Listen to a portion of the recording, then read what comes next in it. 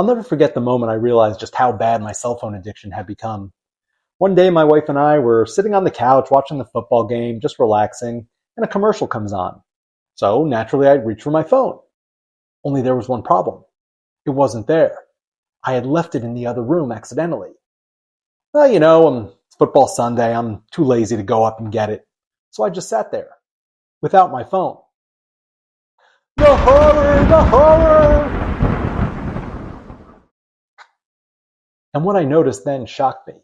Every stoppage in the game, every penalty, every timeout, every commercial, my hand would reach for a phone that wasn't there. It was automatic, like a reflex. Any sensation of boredom, I'd reach for the phone. No thought, no decision, just instinct. It was then that I realized I have a problem.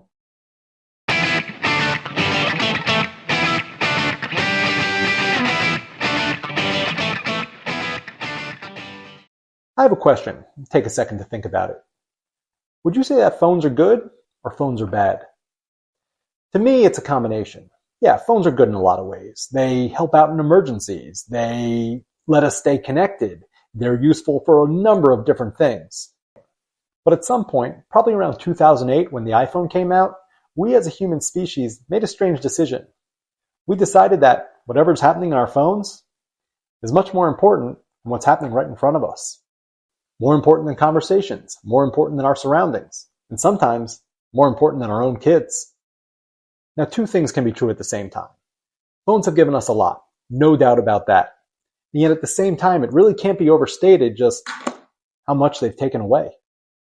Phones have made us all cowards. We're afraid of having nothing to do. We're afraid of being alone with our thoughts. We're afraid of talking to strangers.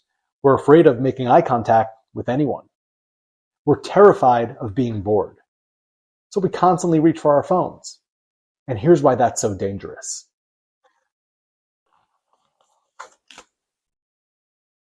Take a look at my fist, and imagine that my fist is everyone you hate. Every bully, every bad boss, everyone who's ever made you feel like garbage. Everything that makes you anxious, everything that stresses you out at work, everything that stresses you out at home, everyone who's ever dumped you, everyone who's ever lied to you, every politician that you hate, everything that drives you crazy and keeps you up at night is right here in this fist. And we don't like to deal with this. And luckily we don't have to, because we all have this useful tool that allows us to completely block out all of those negative thoughts. And wherever we go, we'll always have something to prevent us from confronting these issues. But here's the thing. At some point, we have to put our phones down, like when we go to sleep. And now we've been ignoring this all day, and he's angry and he wants to talk.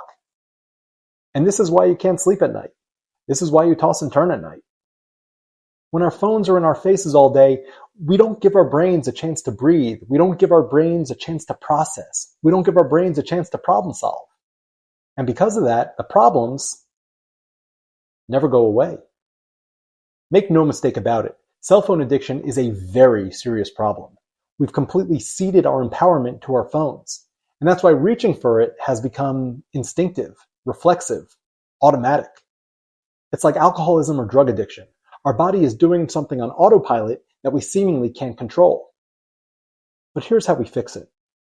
In order to fix cell phone addiction, we first have to recognize that we have an addiction. So the next time you sit down to relax or do your regular routine, put your phone in another room. The horror! The horror! Notice your habits when your phone is gone. How often do you reach for it? What causes you to reach for it? What's it like when you realize it's not there? I think it'll be pretty eye-opening when you realize just how instinctive reaching for the phone has become. And when you realize it, let's admit what I did during that football game. We have a problem. Here's a solution, and it's so easy. Find a time every night where you can put your phone away for half an hour or even an hour. Same time every day. No peeking, no checking, nothing. Just put it in a place where you can't access it. Sounds simple, right? But I imagine there might be some questions. What am I supposed to do if I get a text message, but my phone is in the other room? Easy. You respond to the text when you pick up your phone again. But what if people expect me to respond quicker? Well, what happens when someone texts you when you're in the shower? You don't respond back right away. Or when you're driving, you don't respond back right away. Nobody should be responding to texts when they're driving. Separating from your phone is an exercise in improving your mental health. Prioritizing your mental health means prioritizing the time away from your phone. Remember, we're fighting a serious addiction here. If you're someone who spends 4 hours every night scrolling through your phone, let's get that down to 3 hours. And from 3 hours, let's get that down to 2 hours and then 1 hour. It's not hard. Okay, but what the hell am I supposed to do when I don't have my phone? Read a book. Look through a photo album. Look out the window. Go outside. Just relax and let the mind wander. Anything. I live outside of Dallas, and I love going to grocery stores, picking up these little pamphlets about animals. It's a good way to keep the mind busy when I don't want to be on my phone.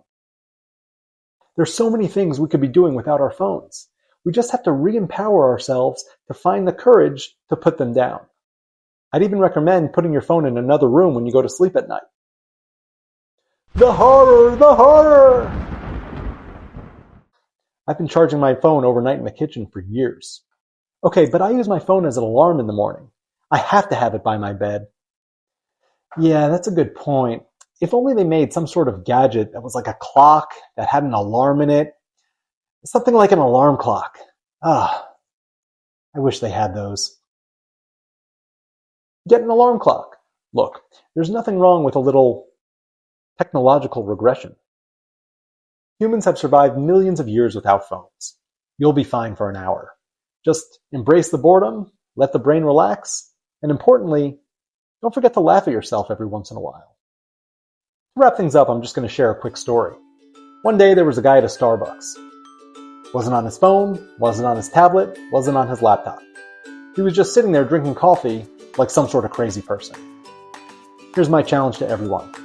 Let's all strive to be that crazy person. If you enjoyed this video, please hit like and subscribe and share your own story of phone addiction or some ridiculous things you've seen people do with their phones in the comments. Love to hear it. Until next time.